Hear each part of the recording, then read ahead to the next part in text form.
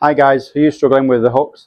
That shot that starts relatively straight or slightly left of your target and then curves viciously left into the rough or into the trees.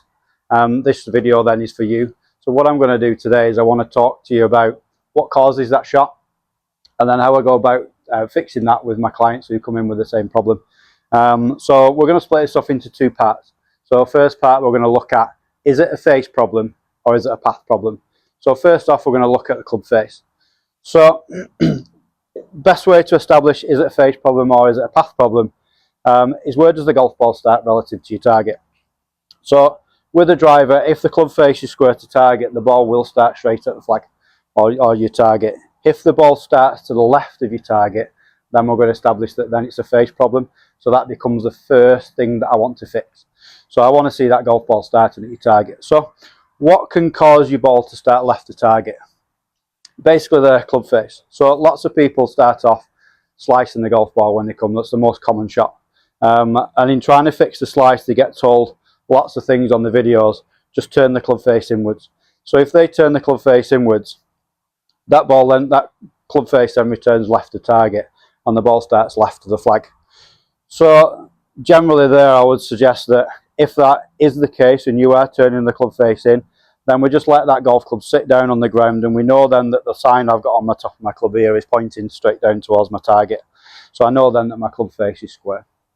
The other thing that I'm going to look at is a grip position. So if you've got a strong grip, so let's say for example if your hands are too far round to the right hand side, or the right hand's more underneath the club and left hand's more on top, if we've got a V's here between your finger and your thumb that point outside the right shoulder, then that will be considered as a really strong grip, and that basically is going to allow the club head to overturn through the release period and closing the club face as it approaches the golf ball.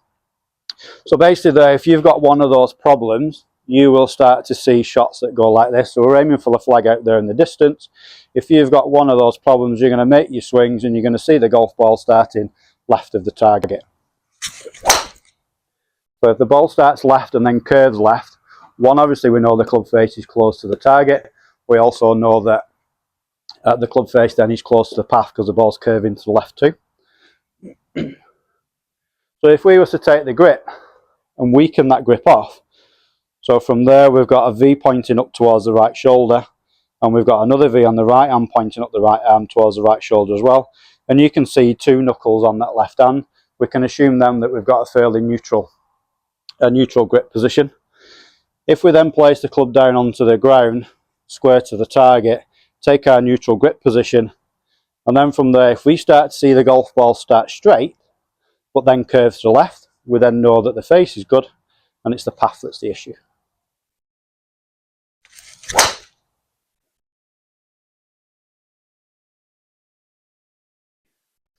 So if we start to make those changes and we start to see that golf ball fly towards the target, we know then that the club face is square.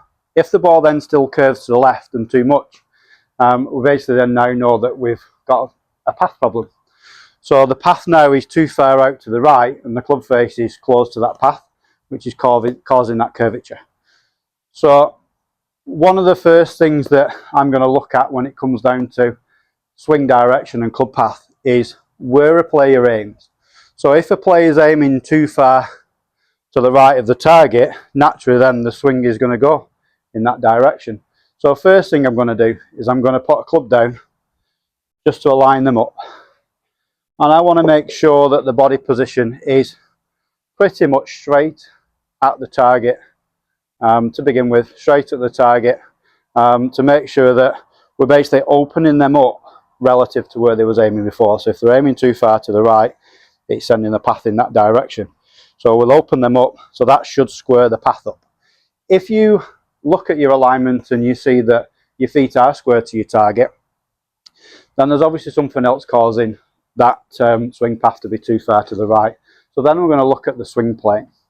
So your ideal swing plane, if you're thinking about the angles, if you were to draw a straight line when you're at address, if you were to draw a straight line from your golf ball through your right elbow, that will be your ideal sort of delivery plane. So if the swing plane is too shallow, So we get too much underneath this plane, that's going to squeeze the path and squeeze the swing out to the right hand side. Now we see this quite often from people who have had slices in the past, because you watch the YouTube videos and the advice you get, you need to come from the inside.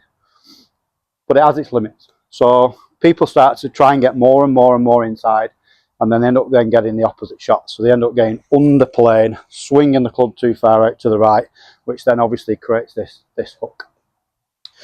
So first thing we're going to do there with that is, obviously, if alignment's pretty good, we're going to look at swing plane. Now, as a feeling, I want you to try and feel like you're hitting a fade or a slice shot.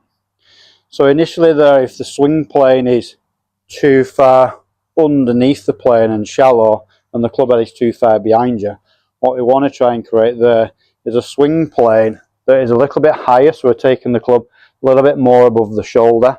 We want to be bringing the golf club back down here, so imaginary line from your golf ball through your right elbow that we had before. We want to be bringing the golf club back down on that line, so we then know that we are on the right plane and doing the right thing. So if you try and create that feeling, and then we go a little bit too far outside the plane, then obviously then you're going to start getting the opposite effect. So you start getting the balls starting left and then curving back to the right. So if that happens, we know then that we've gone too far. So we need to dial it back a little bit. So basically there, we don't want to be swinging the club too flat, and also at the same time we obviously then don't want to be swinging the golf club too steep. So there's an happy medium in the middle. So if we can guide ourselves somewhere around that line from your golf ball through your right elbow, which would be your ideal swing plane, if we can do that, then we should be able to match the path to the target and the face to the path, and then from there we should be able to get the golf ball flying much straighter down your target on a regular basis with very little curvature at all. And obviously there with that, you're going to be at more fairways, and it's going to help you to reduce your scores. So if you found that video useful, just drop me a comment in the box below, hit the like button, and then subscribe to the channel, because it really helps me grow. And obviously then you can keep in touch and be notified of future videos. So thanks for watching, and we'll see you in the next one.